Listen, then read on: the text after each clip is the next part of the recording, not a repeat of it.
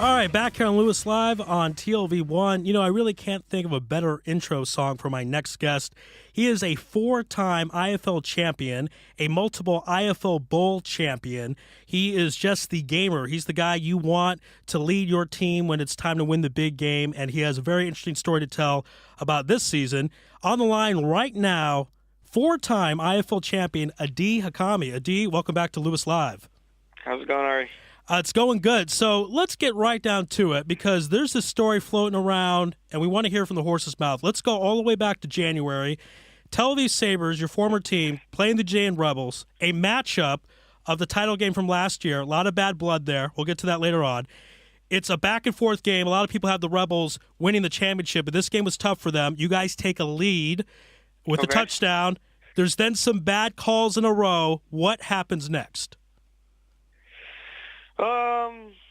In my opinion, basically, the game kind of got out of control to a point where there was a lot of ejections and basically stuff that you don't want to see in any sport. You don't want to see, refs yelling at the fans in the stands, stuff like that. Basically brought our coach to the point and our team to the point where we decided, the coach decided basically that we should kind of get up and go. Okay. Which you guys did, and that made the newspapers, and that was a story. No one knew exactly why that you guys left. But the reason, basically, the refereeing calls, how the referees acted, it was a little too much, and you guys decided to go. That's the basic reason why you guys left. Yeah. Okay. Now, what happens then at that point? Because Bezalel Freeman came on this program, and he said, we're going to have to levy a punishment. We have to teach a lesson. And he decided the punishment was the Sabres were not allowed to compete in the playoffs. First of all, did you think that punishment was too strict? Number one, considering that you guys are the three-time champions and defending champions. And number two, because the referees were acting a little improper. Did you think that punishment was too much? Honestly, I don't have an opinion on whether or not it was too strict or not. I think it was just a punishment that was irrelevant in our league, because it's an amateur sport. Because in our league, if you tell a bunch of players, well, you can't play on this team, you can't play in the playoffs on this team, well, then the team will just basically break up, and that's what happened. The team just broke up. Yeah, it's one of the strangest things I've ever seen because the Sabres are defending champs, but then you look at the IFL website, they're not there anymore, and it's kind of comical if it wasn't so strange at the same time too. But that is what happened. Now we were erased. Yeah, you guys were erased. Not that someone beat you on the field, not that someone took it from you, but someone erased it from you, and that's obviously not appropriate. We'll get to that in a little bit. Now, at this point, the Sabres are not in the league, but the players on the team want to go play somewhere else. Right. My understanding is everyone was basically allowed to do that except you. Is that correct? Or two other people? No, not exactly. Okay. Basically, the players went off and joined different teams, including myself, and then the league came back and said, well, we want to have a committee that'll decide who will be allowed to play and who will not be allowed to play. Based on, a secret meeting that we will not discuss, and we will let you know, who's allowed and who's not allowed. Okay, sounds like Watergate. Okay, a secret meeting. All right, fair enough. So they have the secret meeting, and they come out of this meeting, and they tell you, Adi Hakami, three-time IFL champion at the time, that you can't play the rest of the year. Is that correct? That's correct. And did they tell you why? No. That's a problem, isn't it? Shouldn't you know why? No, yeah, I think in every aspect of some kind of an authoritative power deciding over something, there should be some kind of a reasoning behind it or an explanation, something, But no, I didn't get a reason. Now, did you you asked Bezalel Freeman, the commissioner, and he would not give you an answer? I mean, what did he say? There was no response from Bezalel. Wow. At all. Yeah.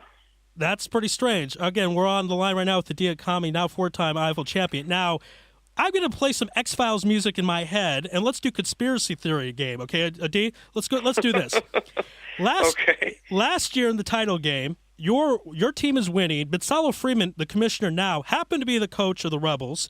That's correct. You guys are up several touchdowns. You're about to kneel. All of a sudden, you fake the kneel, D, if you remember. I don't know if you forgot or not. Threw a touchdown, looked at the Rebels fans, showed a face, all that kind of stuff. Do you feel Salo Freeman took his power as commissioner and punished you for that act that you did against his team last year? I don't know if it's a speculation, but I don't know. I can't say something like that. To tell you the truth. But you could see how potentially someone would think that, because that's kind of where my mind went when I first found out that you were, not going to play this year. I guess I could see how someone could see it that way, sure. All right, very good. That's what I want to hear. Okay, so Salo Freeman's not giving you an answer. He still hasn't. The board didn't. But at the end of the day, you were on the field in the IFL title game as a member of the Pioneers. How did that happen? I joined the Pioneers somewhere around mid-season, even though throughout on and off with the league and basically allowed to play, not allowed to play, allowed to play, and all that stuff. In the end, I joined the Pioneers as a backup quarterback, helped out where I could. Pioneers are a good organization, very, good coaching staff, good group of guys. And enough with the jolly stuff. You had to sue the league to make that happen, right? Yeah, that is true. So now you filed this lawsuit, and just to be clear, now you're a successful guy in real life. You have the Bourbon Street Brewery, but I mean you had to pay for these attorneys, right? It wasn't like the IFL had some players union. Right, of course. So you're paying out of pocket for these attorneys. Out of pocket. And lawyers are not cheap people. We all know that. No, they're not. I understand that you won the lawsuit, and then the IFL didn't agree right away. Is that true? Tell us about that aspect. Basically, I got what I wanted in the lawsuit for the, the playing part, the being allowed to play, immediately. Actually, it was very, very quick. There wasn't, we didn't have to go back a second time into court. And the league, folded and said, well, you could play. And, so, I went and joined the Pioneers, and then what ended up happening was at the league meetings, basically the Pioneers ended up taking a lot of blame for my actions. Huh. Okay. So the Pioneers were all of a sudden, being attacked for taking me on, even though the league had no, objection anymore to me playing. All right, so I think that the biggest thing that bothers me is that when we're dealing with amateur sports and an amateur league, where basically everyone is paying out of pocket to play, right? And everyone is there doing it, for the love of the game and for the love of for just playing football in Israel, and no one's getting paid. I hope. I think it's very important that anyone should be allowed to play. It doesn't matter if it's me or anyone else. Like, anyone should be allowed to play, unless disciplinary reasons. But that wasn't the case here. Yeah, Mr. Kraft, billionaire owner of the Patriots, pays a lot of money, donates a lot of money to the IFL so people can play. That is the idea. You were not allowed to. And would it help? Salo Freeman, when he came on the show in January, one of the strange things about it was he contacted me, said he was going to come on the show. No other player was willing to come on my show. They said they weren't allowed to. Was there a gag order from Salo Freeman? I am not aware. Okay. At all. All right, because it was a strange thing that he came on and no other players would come on and talk about. But that maybe the Rebels coaching staff or something didn't want people talking about it. That's reasonable. Okay. All right, fair enough with that. Now, again, as I talked about, you're a successful guy in real life. Football, though, is a shelf-life sport. There's only a certain amount of years you can play. One of those years was taken away from you this year. Would it help? Would it help anything if Salo Freeman A, apologized, or B, at least explained what happened and why the decision was made? Would that at least give you some type of resolution? No, I think this whole story is in the past. And I'm very happy that it's in the past, and while looking to move forward, and I'm playing next year. I guess it was inevitable. I thought maybe I'd retire after this year, but next year I'm playing, and hopefully, get to be a part of a team for the fifth championship. Wow. All right. That's a pretty classy move. So is your plan then to stay with the Pioneers next season? I don't know. Okay. The Pioneers are a good organization. I'm definitely involved in the Pioneers team, and it's far away. I don't know where I'll be next year.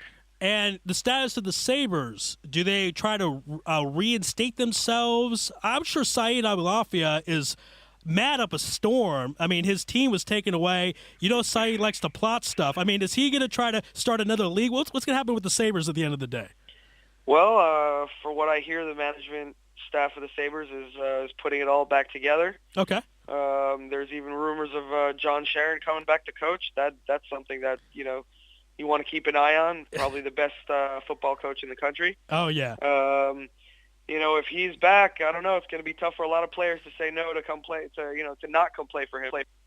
All right, so it's very possible you could go back to the Sabres.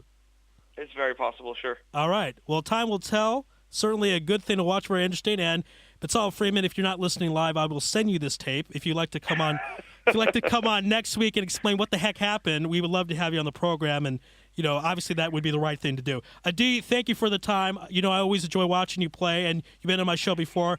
Obviously, it's always fun when you come on. Van down by the river. I've never forgotten that story. And of course, if it's NBA playoff time, NHL playoff time, they want to grab a beer, have a good time, where should they go? Oh, it's just Bourbon Street, and let's go Rangers. There you go. Let's go Rangers. Go to Bourbon Street and go watch the games. All right, Adi, total pleasure. Ari. Thank you, Adi. Really appreciate it. Be well. Bye-bye. All right. Now, Adi did a great tie-in for me because he talked about John Sharon might come back, rumors of that. He's my next guest. Stay tuned for that. This is Louis Live on TLV1.